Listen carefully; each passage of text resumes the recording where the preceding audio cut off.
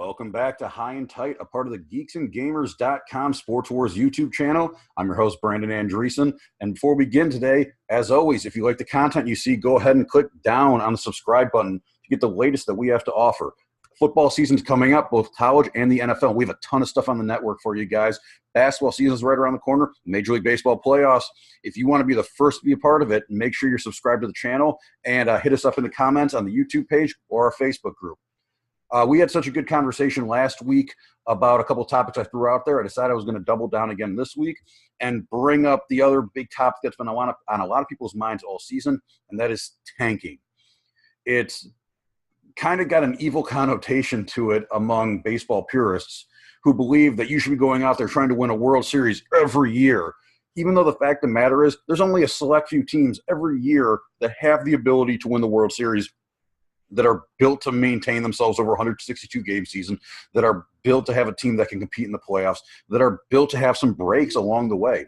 Not all teams are just built like that. Some teams can't afford it. Other teams just, made bad free agent acquisitions or made bad draft picks and have to restart their entire team. Editor's note, rebuild, tanking, I consider the same thing. You can get into a semantics argument all you want about it. I don't care. It's the same endpoint of rebuilding and tanking is we're not going to win this season. What we are doing is accumulating assets to give ourselves the best opportunity to win next season or 2 years down the line or 3 years down the line. The problem with people who say you can't tank and that's bad for baseball is it's obviously good for baseball because a lot of teams tank. Everyone wants to make it seem like this is a fairly new concept, but in reality, it isn't. For every person that says tanking's bad, are also the type of people that say things like, "Oh, the New York Yankees, they bought all their talent. That's how they got so good," while conveniently forgetting things like Derek Jeter, Mariano Rivera, Jorge Posada, and Bernie Williams coming out of that farm system and being good. And then they supplemented with high-priced free agent talent to make those teams. But you have to have a core of players, and that's what every smart front office is doing nowadays, is building these core of young players, inexpensive players that don't come up for free agency for 6-7 years after they touch the major league level. And then you can supplant that with high-priced major league free agents who can come in and fortify what you have. It's a proven concept that works. The last two World Series champions are the Cubs and the Astros. The Cubs were bad enough that they got the number 2 pick in the draft several years ago, and they took Chris Bryant. Before that, they also took Albert Almora and Javier Baez in the top 10. Those are everyday starters for the Cubs now. And people like to say, oh, Cubs just throw money around. Wilson Contreras also came up from their minor league system. Addison Russell was traded for as a prospect during the Cubs tanking period. Now Addison Russell's an everyday shortstop. Jeff Samardzija is barely a major league pitcher anymore. There's a lot of ways to look at it. The Houston Astros got so bad that at one point their TV ratings in Houston on Houston's Comcast or whatever affiliate, 0.0. That's how few people were watching the Astros during their lean times. You know what they got out of their lean times? They got Carlos Correa, and they got Alex Bregman, and they got Jose Altuve, and they built a core. And then when they had all these prospects up, then you trade for Garrett Cole. Then you trade for Justin Verlander, and all of a sudden you have a World Series team. So there's a lot of teams now that are going through and matching this absolute concept.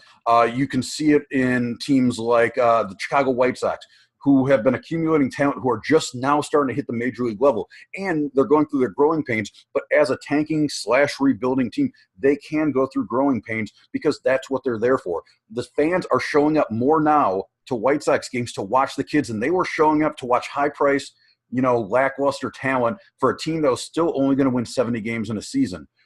Another example farther along the rebuild is the Atlanta Braves. The Atlanta Braves right now are with another team that did this, the Philadelphia Phillies. They are neck and neck for the NL East title right now. How do they do it?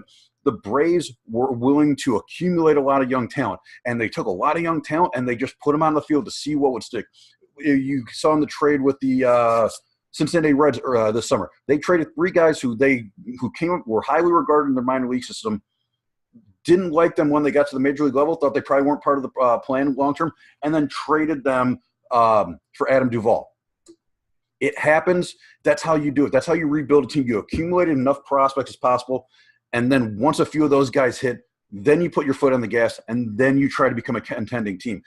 not every team can be a contending team every year, and the smart teams are realizing this.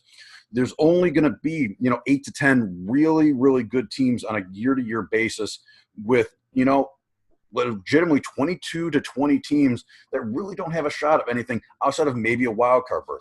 Now, there are some teams who you have to give credit to, like the Oakland Athletics, who are operating on a shoestring budget. They have the third lowest attendance in Major League Baseball right now, and they're still putting a team on the field that is just a remarkable collection of players. You have to, as always, perpetually to the baseball gods, give credit to Billy Beane, because what he does is he takes undervalued guys right now, and Moneyball kind of exposed how it worked.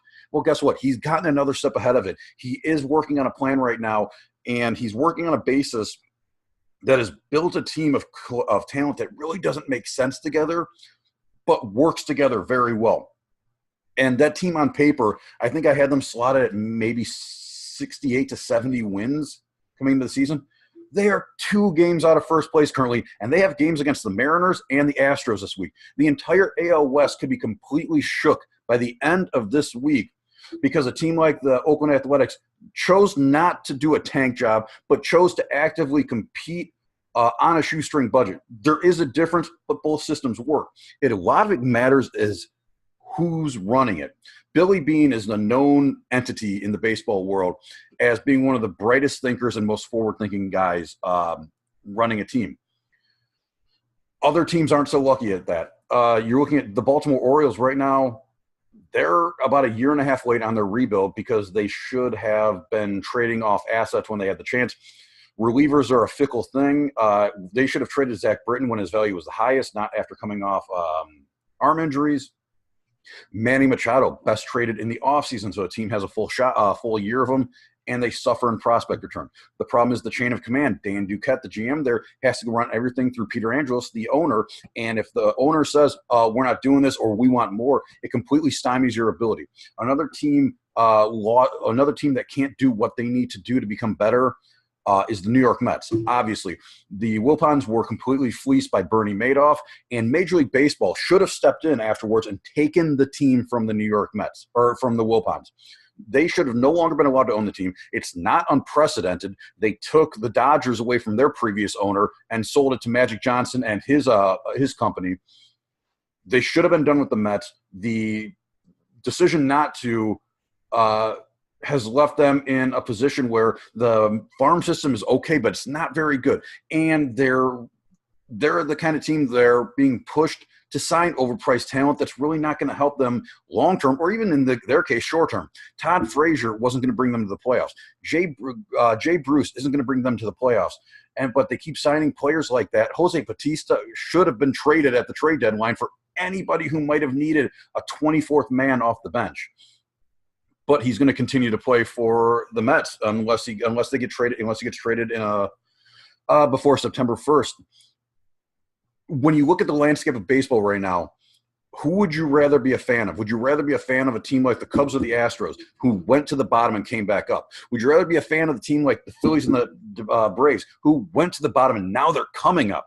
Would you rather be a fan of a team like the Chicago White Sox, who are right there, who are just starting to see it, and next year we could very well see them on the come up, just like the Braves and the Phillies? Or do you want to be rooting for the New York Mets or the Baltimore Orioles and know that your team has literally no shot, but they don't have a clear plan in place to improve themselves? The other side of the spectrum is, of course, Billy Beane. The other side of the spectrum are small market teams that are doing their best to survive on a day-to-day basis.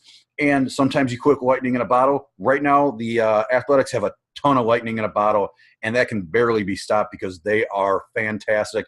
I really hope the fans of Oakland are out there. I know the stadium's kind of but like I said before, when that stadium is full, that place is rocking. Those are good fans. I'm really hoping for the best for them. I really hope they start showing up to games. But would you rather be rooting for teams like the Athletics or the White Sox or the Cubs or the Astros, or even the powerhouse teams like the Yankees and the Red Sox? Or would you rather be rooting for like the Mets, who have no plan in place? That's what baseball is now. You're either a have or you're a have not. And the have nots are working to become haves. Well, teams like the Mets, they're just there. They're just existing.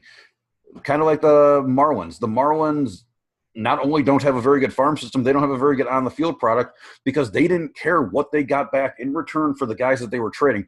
They only cared to jettison them to get rid of salary. Another time that Major League Baseball should have stepped in and not sold to that ownership team led by Derek Jeter. They didn't have the money to run a Major League Baseball team. They took on a ton of debt. They invested way too much money into the actual purchase of a team, and now they can't even put a competing team on the field to the point where you might as well just merge the Marlins and the Rays into one team because maybe by then they'll get a combined 15,000 people at their games because right now they are garbage. Can't help it. That's economics of baseball. If Major League Baseball was want to take the team away from Montreal for flagging attendance, does Florida really need a baseball team? Because they aren't really proven that they want to support one. In the same way that I guarantee you a city like Las Vegas, who's on the come up, a city like Nashville, who could really use a pro team, along with the Tennessee Titans to go along in the summer. There are cities – get back to Montreal, for Christ's sake. There are cities that can handle a Major League Baseball team that would probably put better attendance on the field. But I'm on a tangent here. If you don't like, I know I'm a little more on the extreme end of the tanking argument than most people. Don't like what I have to say? Hit me up in the comments. Let me know what you think.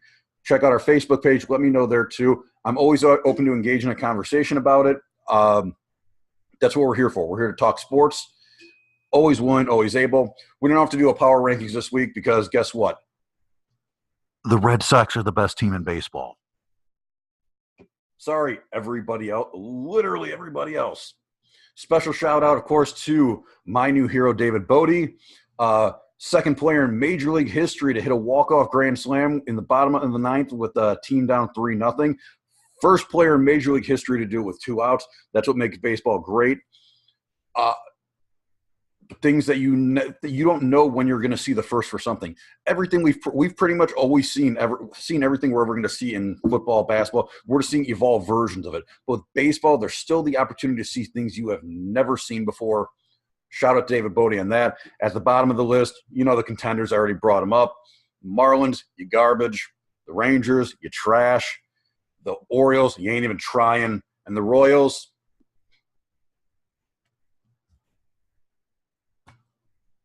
you know how I feel about you. You garbage, you're done, you're out. All right, that's it for me this week, guys.